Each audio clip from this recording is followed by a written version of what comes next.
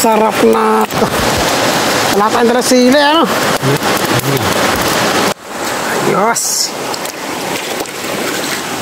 Buhay ano yan? Buhay bundok. Iwanan mo, Levi. Madaling mo ito. Go.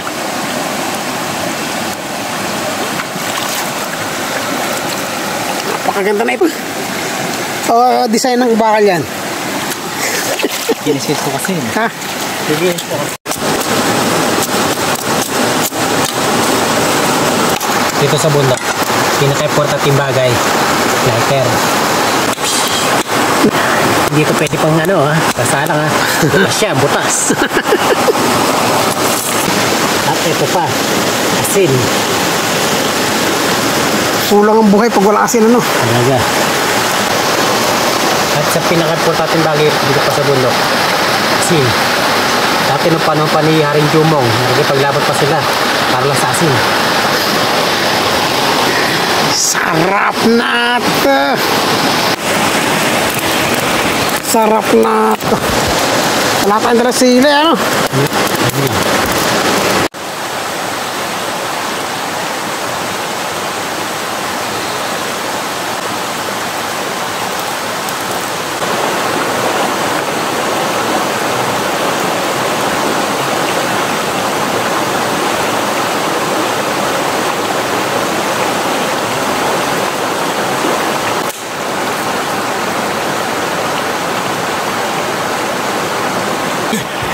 Dalawang bagay ang kailangan nyo dito sa bundok.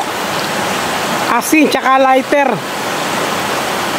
Wala nang iba.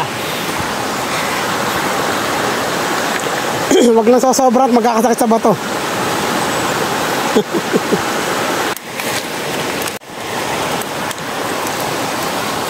Sarap ng kainan natin. Ini napanang tilapia. Press na press siya, galing sa ilog. May pakupa.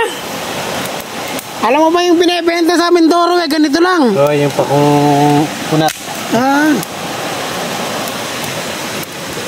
Pakong unat.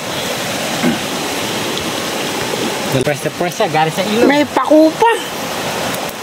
Alam mo ba yung binibenta sa Mindoro, ganito lang. Oo, yung pakong unat. Pakong unat. Dalawa unat tsaka kulot. Actually, may nito tayo. Napakakunti naman ang kanin mo. Marami na maulam eh. Sa bagay, pagka kumain ka ng ano, di ka makakasisid na. Talaga, lalabas-labas lahat yun. Diba? Iba pa tayong pusit. Niwa-hiwa na. Pinapaharvest na sa atin yung ano, yung dalag. Malaking perhisyo yan sa mga ano natin, yung biya tsaka hipon, ano? Oy, kain na! Subo na! Sasawa na rin, Levi. Sarap ng banat na rin. Ayan yun.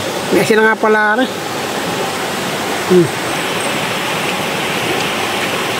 Iba ang lasa ng inihaw talaga. Yung sa ganito, yung mga ano, sa apoy, ano?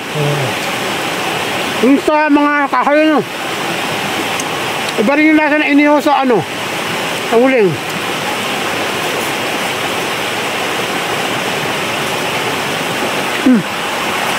Kain po, napakasarap na ulam namin.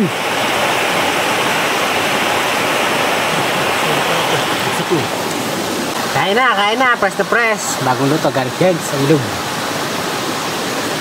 Iba nga nasa ng inihaw na yan. Kamis. Riko. Iba lasa ng inihaw na ganito. Yung sa apoy na, tapos ay buho. Ano, may lasa ano? Basta lang kunin sa merong smoke. Smoke to yan. Wala, ang kahoy mo dapat buho. May iba siyang lasa, ano?